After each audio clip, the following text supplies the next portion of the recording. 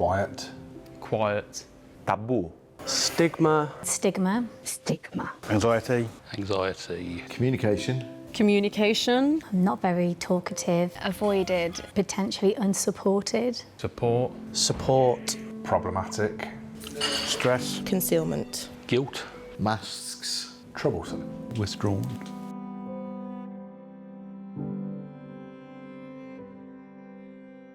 Men are quite withdrawn within themselves and there's no expression coming out of their symptoms or their issues. I think men tend to sort of repress their feelings and emotions more so, I suppose, than women.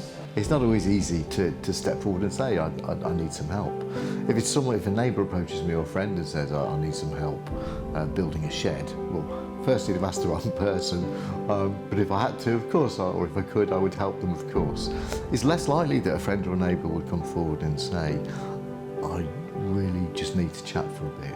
The biggest challenge I find is that breaking down that barrier for people to understand you can show vulnerability and the need for support.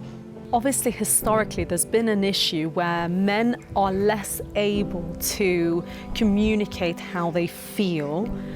We need to remove the taboo for men to say, actually, you know what, I am struggling with this. I would like some help with this. We have the wellbeing team, the mental health first aiders, and then as a team, directly, we all just look out for each other. I think the wellbeing team are really important for our mental health here, so it's good to know that we've got people on site who we can go to and talk to. The business really focuses on that work-life balance. One of the places I've enjoyed working the most, where actually on a Friday afternoon you go home and you're able to turn off. What I think is also important, has certainly helped me, is having a line manager that knows and recognises when I might need some help, I might need some guidance, and I might want to be left alone.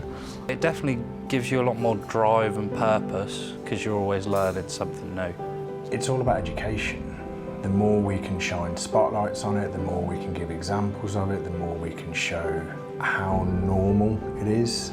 I think it's just raising awareness, breaking that stigma down. I think it helps learners open up with their colleagues on a deeper level.